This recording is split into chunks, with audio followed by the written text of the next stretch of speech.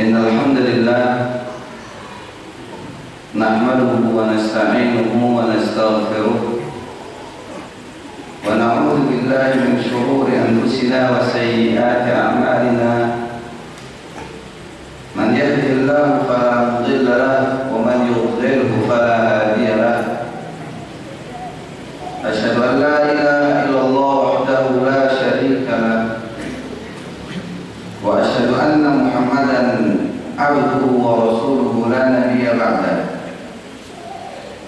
Yaqulu Allah azza wa jalla ya ayyuhalladzina amanu taqullaha haqqa tuqatih wa la tamutunna illa wa antum muslimun. Wa qala aidan ya ayyuhan nasu taqu rabbakum alladzi khalaqakum min nafsin wahidah wa khalaqa minha zawjaha wa batha minhuma rijalan katsiran wa nisaa wattaqullaha alladzi tasaaluna bihi wal arham innallaha kana 'alaykum raqiba.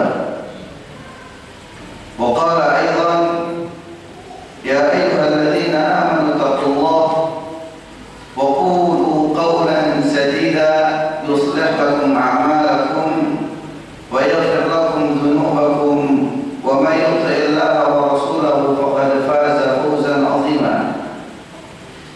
Fa inna asdaqal hadithi kitabullah wa khairal hadi hadi Muhammadin sallallahu alaihi wasallam wa syarrul umuri muhdatsatuha fa inna kulla muhdatsatin fi dinillahi bid'ah wa kulla bid'atin dhalalah wa kulla dhalalatin fin nar thumma amma ba'd. Ahibati fillah, azani Allah wa iyyakum jami'an. Bersyukur kepada Allah Subhanahu wa taala pada malam yang mulia ini. Allah Subhanahu wa taala memberikan kita kesempatan untuk terus meningkatkan keimanan kita dan ketakwaan kita kepadanya dengan ilmu. Karena ketahuilah ahibati fillah, hadirin yang Allah muliakan, dengan ilmu kita dapat meningkatkan keimanan kita, dan dengan ilmu kita pun dapat meningkatkan kualitas amal ibadah kita. Allah Subhanahu wa taala berfirman, fa'lam annahu la ilaha illallah. Ketahuilah, ilmuilah bahwa tidak ada ilah yang berhak disembah kecuali Allah. Berarti untuk terus menambahkan kualitas iman kita, kita butuh ilmu. Demikian pula ihfazillah, dengan ilmu kita pun dapat meningkatkan kualitas amal ibadah kita. Karena setiap amalan yang berdasarkan tuntunan Rasulullah SAW sesuai dengan apa yang diperintahkan oleh Allah dan diajarkan oleh Rasulnya SAW, amalan itulah amalan yang benar-benar bermutu. Karena yang Allah Subhanahu wa taala perintahkan dan tuntut dari kita bukanlah banyaknya amalan, tapi amalan yang berkualitas, amalan yang bermutu. Allah berfirman di dalam surat Tabarak, huwallazi khalaqal mauta wal hayata liyabluwakum ayyukum ahsanu amala. Allah yang menciptakan kehidupan, Allah yang menciptakan kematian, liyabluwakum, tujuannya adalah untuk menguji kalian. Ayyukum ahsanu amala, siapa di antara kalian yang paling baik amalnya. Jadi Allah memerintahkan kita, Allah menuntut kita untuk meningkatkan kualitas amal ibadah. Tujuan kehidupan dan kematian kita adalah untuk menguji kita, siapa di antara kita yang paling baik amal ibadahnya, bukan yang paling banyak. Saya sangat yakin hadirin yang berbahagia, jika ditawarkan emas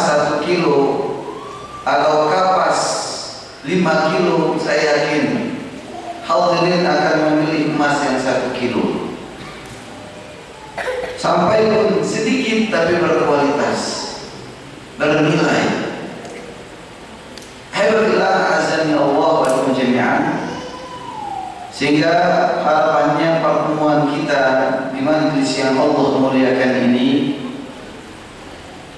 majlis bertemunya orang-orang yang saling mencinta karena Allah, yang dengannya kita pun dapat mendapatkan naungan dari Allah Subhanahu wa taala pada hari kiamat nanti, dengan kita berkumpul dan juga berpisah karena Allah. Insyaallah, seperti yang tadi disampaikan oleh Pak Imam, bahwa setiap Jumat pertama kita akan membahas tentang fikih. Insya Allah kita akan mulai dari fikih ibadah, dan jika Allah memberikan kita umur panjang pun kita akan lanjutkan sampai fikih muamalah dan kita tuntaskan insya Allah. Dan mempelajari fikih sangatlah penting. Yang paling utama ketika kita mempelajari fikih, tujuan utama adalah untuk memperbaiki dan terus meningkatkan kualitas amal ibadah kita. Terlebih khusus ketika kita mempelajari fikih ibadah. Sudahkah taharah kita, wudu yang kita lakukan, mandi besar yang kita lakukan, atau mungkin tayamum yang terkadang pun kita lakukan, sudah sesuai dengan apa yang diajarkan oleh Rasulullah SAW ataukah belum? Dan apakah salat-salat yang sudah kita lakukan, salat 5 waktu atau salat-salat sunnah yang rutin kita laksanakan di setiap harinya, apakah sesuai sudah dengan bimbingan Rasulullah SAW? Puasa kita, zakat rutin tahunan kita, bahkan ibadah haji dan umrah yang juga pernah kita lakukan, apakah sudah benar-benar sesuai dengan apa yang disabdakan oleh Rasulullah? Sallu kama ra'aitumuni usalli. Salatlah kalian sebagaimana kalian melihat aku salat. Khudhu anni manasikakum. Ambillah dariku amalan-amalan ibadah haji kalian. Sudahkah kita melakukan hal tersebut? Inilah tujuan pertama, untuk terus memperbaiki dan meningkatkan kualitas amal ibadah kita. Analogi yang sangat ringan saya berikan, kalau kita ingin memasak soto Lamongan, saya yakin pasti kita akan mempelajari resep untuk membuat soto Lamongan tersebut. Bahkan bukan hanya resep saja yang kita pelajari, bahkan cara membuatnya pun kita pelajari. Apa dulu yang harus direbus, bagaimana cara mengolahnya. Ini untuk urusan masak memasak. Begitu juga untuk amal ibadah.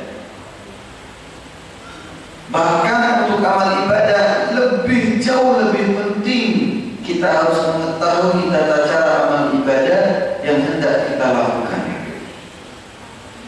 Bahkan ketika seseorang sudah berhasil membuat suatu lamongan, dia tidak boleh merasa cukup dengan apa yang sudah dia buat. Apakah benar-benar rasa yang sudah dia buat itu adalah sesuai dengan rasanya soto Lamongan, atau hanya mirip dengan soto Lamongan? Ketika dia sudah melaksanakan salat 5 waktu atau ibadah-ibadah lainnya, dia tidak boleh merasa cukup.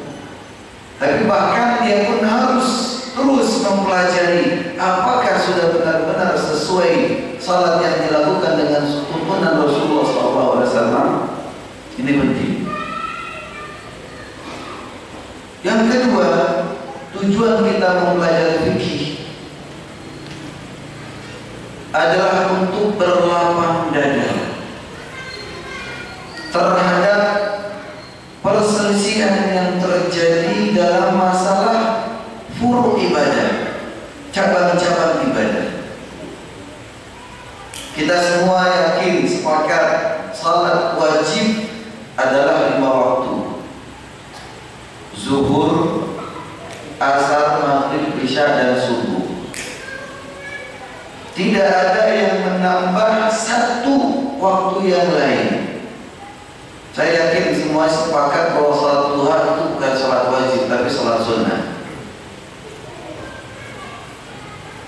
Saya yakin pula bahwa para jamaah hadirin pun tahu bahwa subuh adalah 2 rakaat, maghrib, isya, maghrib adalah 3 rakaat, zuhur, asar, dan isya adalah 4 rakaat. Dan ini merupakan kesepakatan yang tidak bisa diganggu-gugat. Namun ada hal-hal yang sifatnya adalah cabang dari pelaksanaan salat itu sendiri yang mungkin satu dengan yang lain berbeda pendapat. Ketika kita mempelajari fikih, inilah tujuan, salah satunya adalah untuk berlapang dada terhadap perselisihan yang terjadi. Ketika kita menyikapi perselisihan pendapat di antara kaum muslimin tentang cabang-cabang ibadah, tidak perlu harus saling gontok-gontokan. Kenapa? Karena Rasulullah SAW ketika menyampaikan "Shallu kama ra'aitumuni usalli", salatlah kalian sebagaimana kalian melihatku salat, beliau telah memberikan petunjuk yang sangat-sangat jelas kepada para sahabat radhiyallahu alaihim ajma'in, baik dengan perkataan beliau maupun dengan percontohan beliau dalam pelaksanaan ibadah salat. Sehingga ketika kita mendapatkan hadis sahih dari manapun, apakah dari sahabat fulan, dari sahabat fulan, dari sahabat fulan, yang kita terima dengan sanad yang sahih, maka itulah tata cara yang dibenarkan dan tidak perlu merasa paling benar sendiri. Ini sebagai contoh. Karena dalam fikih perbedaan pendapat pasti ada, dari yang terkecil sampai yang terbesar. Dan mempelajari fikih salah satu tujuannya adalah kita berlapang dada menyikapi perbedaan pendapat yang terjadi di antara para ulama, yang terjadi di antara para imam rahimahumullah jami'an. Karena masing-masing imam, dari Imam Abu Hanifah, Imam Malik, Imam Syafi'i, dan Imam Ahmad rahimahumullah, mereka ketika berpendapat tidak lepas dari yang namanya dalil. Apakah dalil itu diambil dari Al-Quran, ataukah dari Sunnah, ataukah dari pendapat atau perkataan para sahabat radhiyallahu alaihi ajma'in yang merupakan ijma', ataukah diambil dari qiyas yang sahih, qiyas yang sahih, ataukah dari dalil-dalil syar'i yang lain. Intinya tidak ada seorang imam pun yang berpendapat dalam permasalahan-permasalahan fikih melainkan dari dalil-dalil, bukan sama sekali dari hawa nafsu mereka. Dan masing-masing imam, dari Imam Abu Hanifah sampai dengan Imam Ahmad, menyatakan idza sahhal hadis fa huwa madhhabi. Apabila hadis itu benar, sahih, maka itulah madhabku. Tidak ada satu imam pun, dari Imam Abu Hanifah sampai dengan Imam Ahmad bin Hanbal, yang mengklaim bahwa pendapatnya jauh lebih benar dari pendapat imam-imam yang lain. Bahkan Imam Syafi'i, imam yang cerdas, beliau mengatakan, "Qauli shawab yahtamilul khata wa qawlu khasmi khata yahtamilus shawab. Kata Imam Syafi'i, ketika aku berdiskusi, maka yang aku yakini pendapatku adalah benar, namun masih mengandung kesalahan, bisa jadi. Dan perkataan musuhku atau teman selisihku adalah salah, keliru, namun masih ada kemungkinan mengandung suatu kebenaran. Inilah yang disampaikan oleh Imam Syafi'i rahimahullah ketika beliau berdiskusi dalam permasalahan fikih. Kenapa? Karena dari satu zaman ke zaman yang berikutnya permasalahan fikih itu bisa bertambah pelik. Contoh ringan, alhamdulillah, bagi orang-orang yang sekarang ini tentang masalah tohal ringannya, dulu mungkin tidak ada untuk limbah air dengan beberapa alat dan beberapa kecanggihan teknologi, limbah bisa menjadi air bersih yang layak dimanfaatkan untuk bersih-bersih, bahkan untuk konsumsi. Ada sekarang alatnya. Bahkan air laut pun disuling, bisa menjadi air tawar. Nah, di zaman Nabi SAW hal-hal yang seperti ini tidak ada. Sehingga untuk permasalahan fikih ini pun perlu dipelajari. Air limbah yang disuling dan menjadi bersih kembali dan menjadi air mutlak kembali, bagaimana hukum penggunaannya, baik untuk wudu, untuk mandi, bahkan untuk konsumsi. Sebagai contoh, alhamdulillah azza wa iyyakum jami'an. Sehingga penting sekali kita mempelajari fikih. Tujuan yang ketiga kita mempelajari fikih adalah kita benar-benar berusaha untuk menjadikan diri kita orang-orang yang mendapatkan tanda kebaikan dari Allah Subhanahu wa Ta'ala. Karena Rasulullah SAW bersabda, "Man yuridillahu bihi khairan yufaqqihhu fid din." Barang siapa yang Allah kehendaki kebaikan pada dirinya, niscaya Allah akan berikan dia pemahaman fikih dalam agama. Barang siapa yang Allah kehendaki kebaikan pada dirinya, niscaya Allah akan berikan pendalaman ilmu tentang urusan agama pada dirinya. Berarti hadirin yang Allah muliakan, antum sekalian yang ada di majlis ini merupakan salah satu tanda bahwa Allah hendak memberikan kebaikan pada kita semua. Nah, sehingga kita harus luruskan niat kita. Belajar fikih bukan berarti ingin menjadi orang yang paling pintar, bukan. Tapi belajar fikih adalah untuk memperbaiki amal ibadah. Belajar fikih adalah untuk berlapang dada melihat perselisihan yang ada. Teman saya ketika i'tidal begini. Ada juga teman saya ketika beri'tidal bersedekah. Teman saya ada yang ketika tahiyat dari sejak awal tahiyat sudah begini memberi isyarat. Bahkan ada yang goyang-goyang. Teman saya ada ketika asyhadu alla baru begini, dan ada yang tidak goyang-goyang. Apa dasarnya?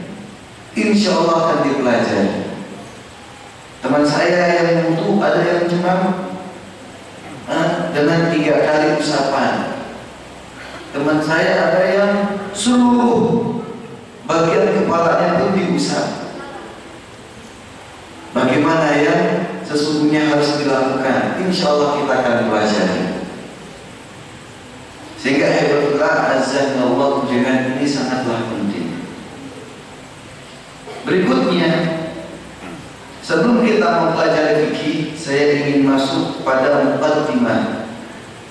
Saya beritahukan terlebih dahulu bahwa buku yang saya gunakan insyaallah ta'ala sebagai acuan kita dalam hal ini adalah kitab Sahih Fiqh Sunnah wa Adillatuhu yang ditulis oleh Syekh Abu Malik Kamal bin Sayyid Salim, yaitu tentang fikih yang diambil dari Al-Quran dan sunnah-sunnah yang sahih. Fikih yang diambil dari dalil-dalil Al-Quran dan sunnah-sunnah yang sahih, yang ditulis oleh Syekh Abu Malik Kamal bin Sayyid Salim, seorang ulama besar dari Mesir. Dan dalam kitab ini terdapat beberapa pendapat pula dari para imam terdahulu, dan juga ada beberapa komentar yang diselipkan oleh Syekh Abu Malik Kamal bin Sayyid Salim dari Syekh Muhammad Nasruddin Albani, dari Syekh Abdul Aziz bin Baz, dari Syekh Muhammad bin Saleh Al-Utsaimin rahimahumullah jami'an.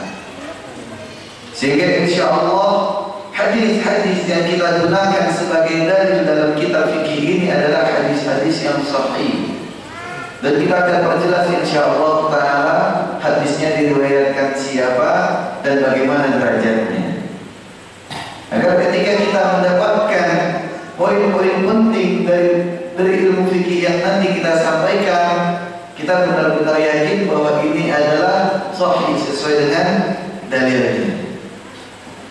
Karena alhamdulillah banyak juga fikih-fikih yang bersebaran, yang sudah tersebar di kalangan kaum muslimin, namun ternyata bersumber dari dalil-dalil yang tidak sahih.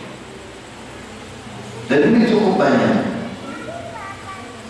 Baik, muqaddimah atau pengantar yang paling pertama yang ingin saya sampaikan di sini, sebagaimana yang disampaikan oleh Syekh Abu Malik Kamal bin Sayyid Salim hafizahullah ta'ala, adalah wujubul amal bil kitab was sunnah, tentang wajibnya kita mengamalkan Al-Quran dan sunnah. Karena ketika kita berbicara tentang ibadah, maka kita ibadah itu butuh dalil. Nabi SAW ketika belum diisrakan dan dimirajkan oleh Allah Subhanahu wa ta'ala, beliau tidak melaksanakan ibadah sholat, dan tidak ada juga kewajiban ibadah sholat untuk para sahabatnya radhiyallahu anhum, sampai datang kewajiban ibadah sholat ketika beliau dimirajkan dari Masjidil Aqsa ke Sidratul Muntaha.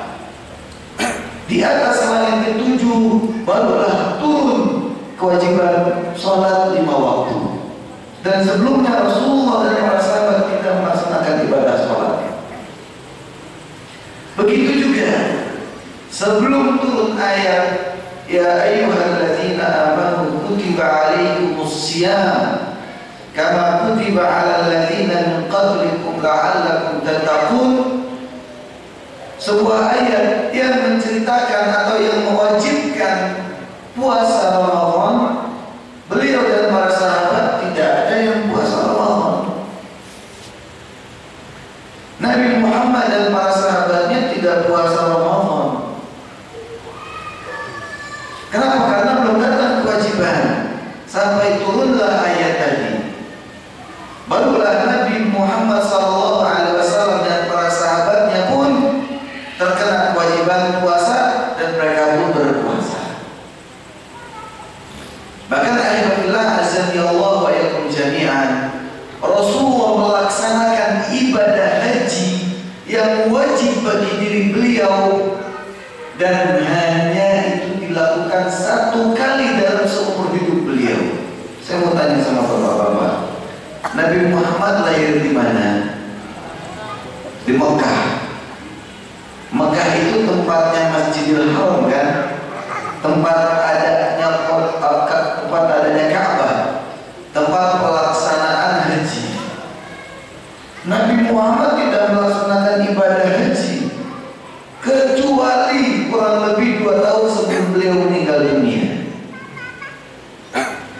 1 atau 2 tahun beliau sebelum meninggal dunia barulah beliau melaksanakan ibadah haji. Bahkan ketika ada sahabat yang bertanya kepada beliau, "Ya Rasulullah, haji itu wajib berapa kali ya Rasulullah? Apakah setiap tahun?" Kata Rasulullah sallallahu alaihi wasallam, "Lau qultu na'am la wajib." Kalau saya katakan iya, wajib setiap tahun, pasti akan wajib setiap tahun. Wala mastata'tum, dan pasti kalian tidak akan mampu. Lalu diberikan keterangan oleh Rasulullah, "Al-hajju marrah fama zada fadha tatawwu." Haji itu sekali saja, dan yang lebih dari sekali itu adalah menjadi haji yang sunnah. Kita lihat Rasulullah dalam seumur hidup beliau, dan beliau orang Mekah, haji sekali. Hebatnya orang Indonesia, haji bisa sampai berkali-kali. Masya Allah. Nah terus yang jadi pertanyaan, apakah dia akan menjadi lebih mulia dari Nabi? Wah, Nabi aja cuma 1 kali, saya sudah 12 kali. Bukan, karena dia dituntut oleh Allah Subhanahu wa ta'ala haji yang terbaik, bukan haji yang terbanyak. Makanya penting ketika itu Rasul mengatakan, "Khudhu anni manasikakum." Pelajarilah oleh kalian dariku amalan haji kalian. Jangan sembarangan haji. Ada langkah-langkahnya. Jangan mentang-mentang punya uang, bisa haji kapanpun mau, bahkan bisa beli kota, bisa menggeser kota yang lain.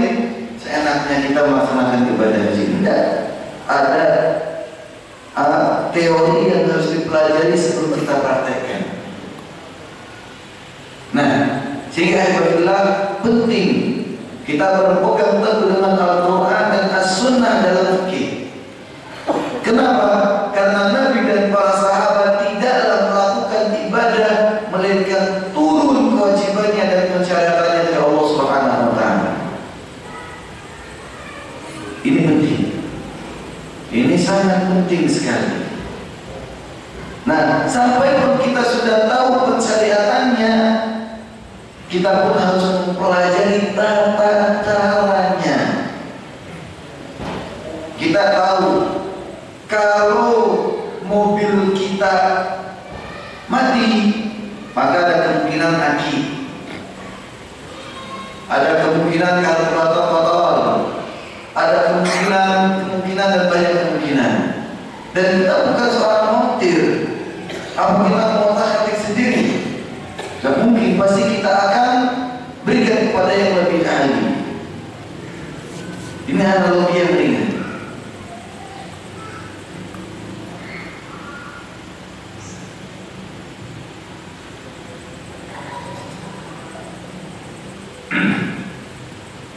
Kita lihat dikatakan oleh Syekh Abu Malik Kamal bin Sayyid Salim, "I'lam anna nusus al-kitab wa sunnah allati lam tusa qad tadafarat bi ilzami jami' al-mukallafin bil 'amal bi kitabillah wa sunnati rasulih." Ketahuilah para hadirin bahwa nas yang datang dari Al-Quran dan dari Sunnah yang tidak terhitung jumlahnya telah menunjukkan wajib wajibnya kita sebagai orang-orang yang sudah mukallaf, yang berakal dan baligh untuk mengamalkan Al-Quran dan Sunnah. Dalil yang pertama, Allah Subhanahu wa Ta'ala berfirman di dalam surat Al-A'raf ayat nomor 3, ittabi'u ma unzila ilaikum min rabbikum wa la tattabi'u min dunihi awliya qalilan ma tadhakkarun. Ikutilah apa yang telah diturunkan kepada kalian dari Rabb kalian, yaitu Al-Quran. Dan janganlah kalian mengikuti selainnya, selain apa yang telah Allah turunkan. Qalilan ma tadhakkarun, sedikit sekali kalian mau memahami, sedikit sekali kalian mau mempelajari. Sekarang saya tanya sama bapak-bapak, bapak-bapak kalau salat subuh atau sambil makan sarapan itu sambil baca Quran atau baca Quran? Kalau sambil ngopi, sambil makan mendoan, makan sarapan, itu sambil setel murotal atau setel TV?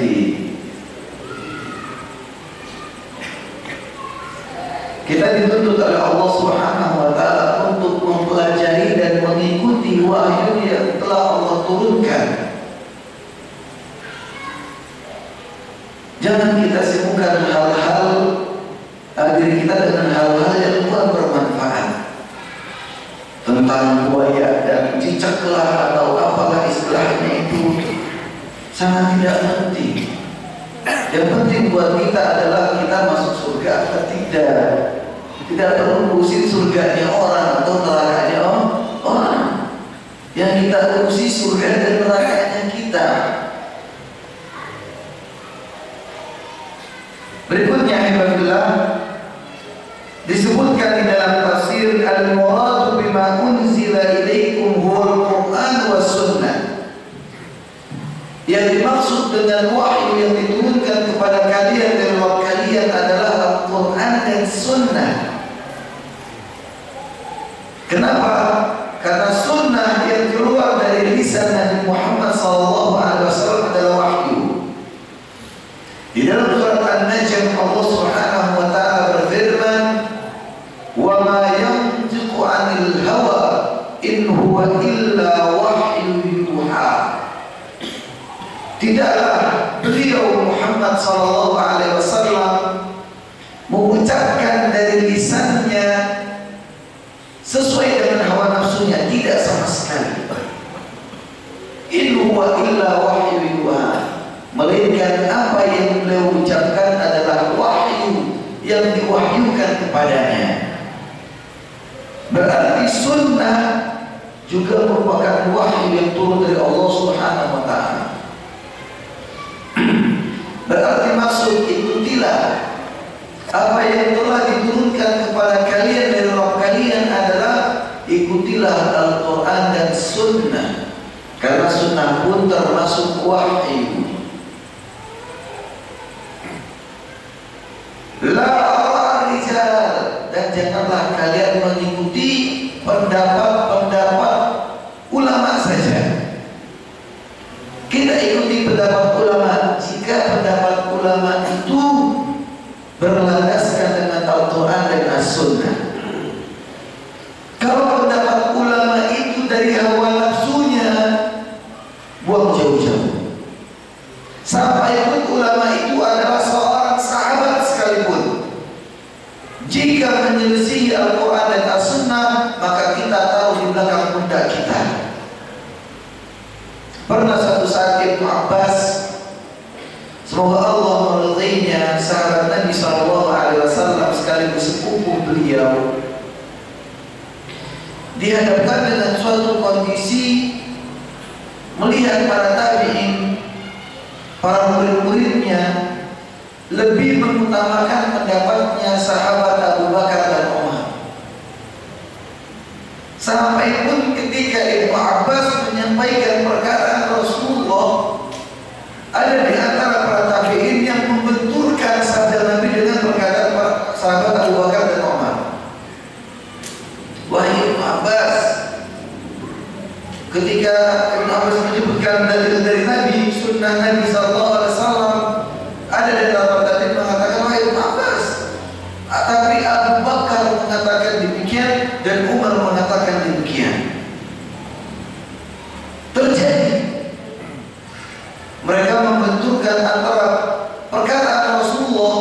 dengan perkataan para sahabat. Itu Abu Bakar dan Umar. Apa kata Ibnu Abbas? Yushiku an tanzila alaikum hijaratun minas sama. Aqulu qala Rasulullah wa taquluna qala Abu Bakr wa Umar. Ibnu Abbas benar-benar mengingkari dan marah apa yang dilakukan oleh tabi'in itu. Hampir-hampir saja turun bebatuan dari langit menimpa kepala kalian. Yang aku katakan perkataan Rasulullah. Kenapa kalian menturunkan dengan perkataan Abu Bakar dan Umar? Syuf, sampai pun perkataan sahabat, jika itu menyelisih perkataan Rasulullah, kita buang jauh-jauh di belakang pundak kita. Kita ambil perkataan Allah dan Rasulnya untuk kebenaran kita. Apalagi kalau itu cuma perkataan seorang ustaz yang baru lulus kemarin sore, orang ustaz yang baru punya anak satu, sampai pun perkataan seorang kiai yang sudah sepuh. Wah, Abu Bakar dan Umar saja perkataannya tidak berhak untuk menandingi perkataan Allah dan Rasulnya. Ini pentingnya kita belajar fikih. Jadi ketika kita belajar fikih bukan mengatakan, loh, kiai saya mau begini, ustaz saya mau begini, masa kiai saya salah, masa ustaz saya salah? Iya. Karena ustaz dan kiai masih muda, ustaz dan kiai ilmunya masih sangat muda. Tapi kalau yang dikatakan adalah Rasulullah mengatakan demikian, Rasulullah mengatakan demikian, inilah ilmu yang langsung turun dari Allah yang tidak bisa diganggu-gugat. Apa kata Imam Malik? Setiap perkataan yuqbalu wa yurad, yu'khadhu minhu wa yurad. Semua perkataan dan pendapat bisa kita ambil dan bisa kita tolak. Illa qauli sahib hadha rajul, sahib hadha al-qabr, kecuali perkataan penghuni kubur itu sambil menunjuk kuburan Rasulullah SAW. Karena Imam Malik ketika itu ada di Madinah dan beliau adalah termasuk imam akhir Madinah, imam besar untuk penduduk kota Madinah, Imam Malik bin Anas rahimahullah ta'ala. Dia mengatakan semua perkataan bisa diterima dan juga bisa ditolak, kecuali perkataan penghuni kubur itu. Semuanya harus diterima. Ini penting. Belajar fikih kita ambil dari sumber yang benar-benar benar, Al-Quran dan Sunnah. Kita ambil dari yang berikut.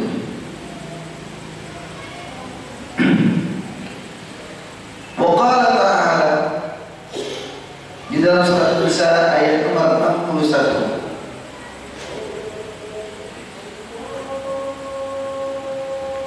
Sudah waktunya ya. Monggo silakan diasarkan.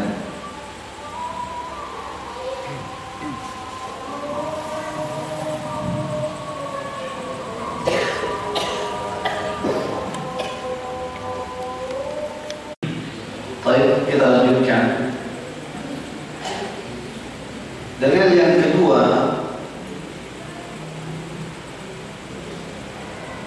yang mewajibkan kita untuk mengamalkan Al-Quran dan Sunnah dalam fikih adalah surat An-Nisa ayat nomor 61. Allah Subhanahu wa taala berfirman, "Wa idza qila lahum ta'alu ila ma anzalallahu wa ila rasul ra'aital munafiqina yasudduna anka sududa." Dan apabila dikatakan kepada mereka, kemarilah kalian, ayo kita bersama kembali kepada Al-Quran, ayo kita bersama kembali kepada Sunnah, kepada Rasulullah SAW. Ra'aital munafiqin, kamu akan lihat orang-orang munafik itu yasudduna anka sududa. Mereka berusaha kuat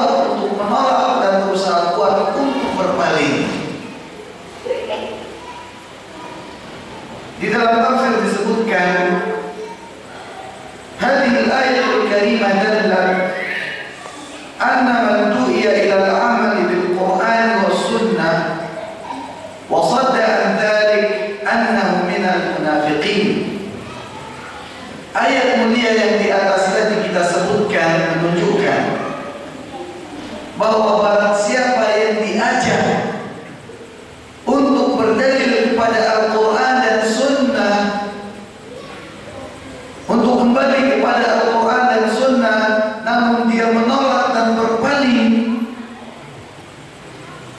maka ketahuilah dia termasuk di antara orang-orang yang munafik. Berarti kita wajib ketika diajak untuk kembali kepada Al-Quran dan Sunnah harus kembali. Kalau kita tolak, berarti apa bedanya antara kita dengan orang-orang munafik dahulu? Berikutnya di dalam surat An-Nisa ayat 59, Allah Subhanahu wa taala berfirman, "Fa in tanaza'tum fi syai'in farduhu ila Allah wa Rasul in kuntum tu'minuna billahi wal yawmil akhir." Jika kalian berselisih, jika kalian berseteru tentang suatu urusan dalam agama, farduhu ila Allah, kembalikanlah urusan tersebut kepada Allah. Wa ila Rasul, dan kembalikanlah kepada Rasulnya. In kuntum tu'minuna billahi wal yawmil akhir. Itu jika kalian benar-benar beriman kepada Allah dan hari akhir. Kita lihat, dikatakan di dalam tafsir, wa raddu ila Allah wa Rasul huwa raddu ila kitabihi wa raddu ila Rasuli ba'da wafatihi wa hiya sunnah. Yang dimaksud dengan kembali kepada Allah adalah kembali kepada kitab Allah, yaitu Al-Quran, dan kembali kepada Rasul setelah sepeninggalan beliau adalah kembali kepada sunnah beliau. Dalam urusan agama tidak ada istilah yang tidak ada dibahas di dalam Al-Quran atau sunnah. Untuk urusan dunia, kata Rasulullah, antum a'lam bi umuri dunyakum. Kalian lebih tahu tentang urusan agama kalian. Tapi untuk urusan akhirat, Al-Quran dan As-Sunnah itulah kamus besarnya. Kita kembalikan kepada Al-Quran dan kita kembalikan kepada As-Sunnah. Bahkan hal tersebut dikatakan in kuntum tu'minuna billahi wal yawmil akhir. Itu jika kalian benar-benar beriman kepada Allah dan hari akhir. Kalau kalian diajak untuk kembali Al-Quran dan As-Sunnah, kalian menolak, berarti kalian belum sepenuhnya beriman kepada Allah dan hari akhir. Sehingga apabila azannya Allah, jemaah ini penting. Ayat yang lain di dalam surat Az-Zumar, Allah Subhanahu wa taala berfirman ayat 55, "Wattabi'u ahsana ma unzila ilaikum min rabbikum min qabli an ya'tiyakumul 'adzabu baghtah wa antum la tash'urun." Ikutilah yang terbaik, apa yang telah diturunkan oleh Allah sebelum kalian didatangi oleh azab bencana, sedang kalian tidak menyadarinya. Sehingga ayyuhalladzina amanu jami'an, tidak ada alasan bagi kita untuk berpaling dari dalil Al-Quran dan As-Sunnah. Karena jika kita berpaling dari dalil Al-Quran dan As-Sunnah, terlebih khusus dalam urusan agama kita, tidak mustahil azab akan turun mendatangi kita secara tiba-tiba tanpa kita sadari. Dan ingat, ketika kita kembali kepada Allah dan Rasulnya dan menjaga ketakwaan kita, keberkahan dari langit dan dari bumi yang akan Allah berikan. Kita sama-sama tahu dan sering itu disebutkan di atas mimbar oleh para khatib. Bahkan termasuk di antara ayat idolanya para khatib. Walau anna ahlal qura amanu wa taqaw la fatahna alaihim barakatin minas samai wal ard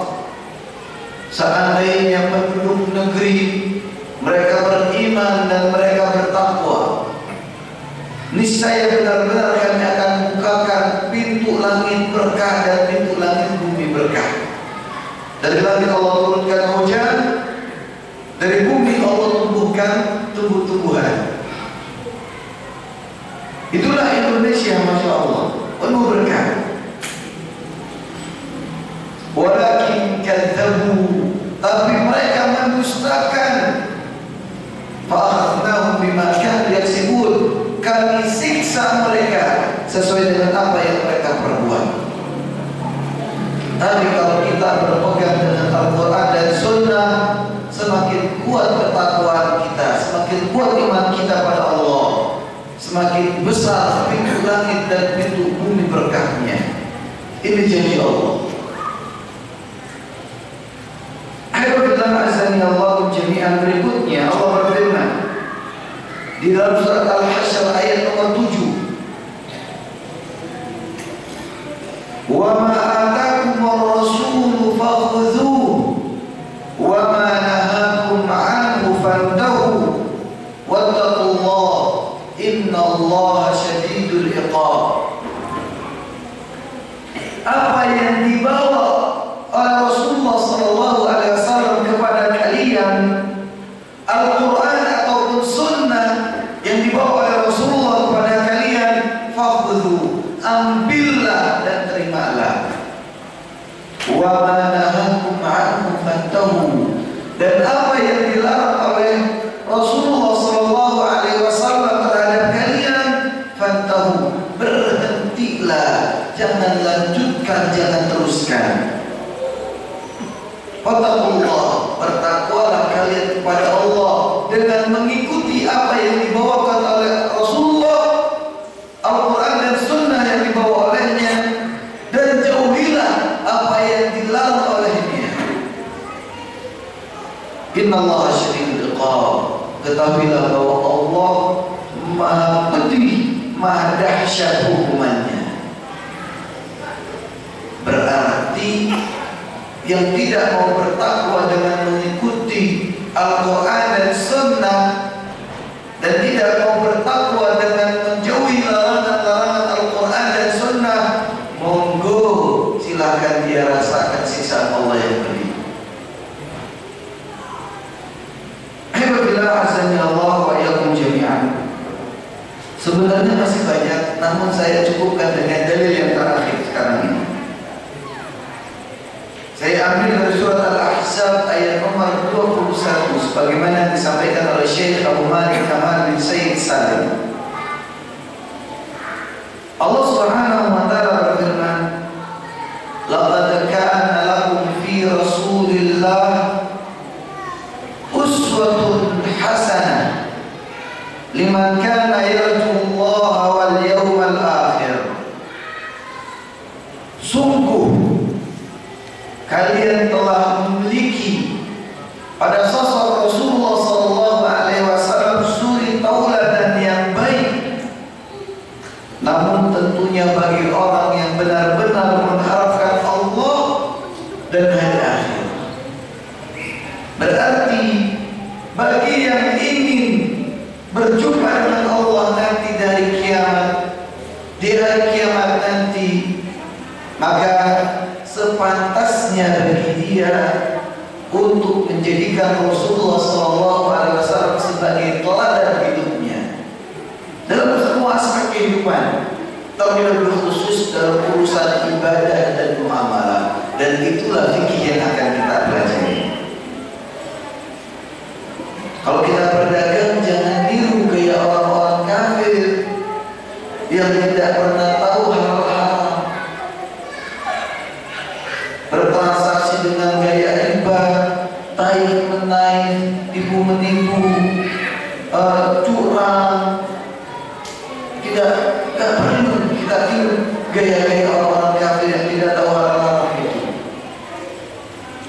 Kita tiru gaya Nabi Sallallahu Alaihi Wasallam dalam berniaga, jujur, tidak ada transaksi riba, tidak ada kecurangan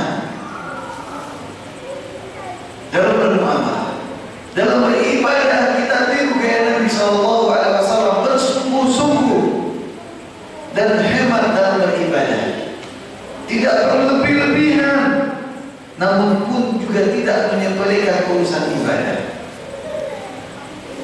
Ini penting karena kita adalah umat Muhammad, maka kita wajib mengikuti Muhammad SAW.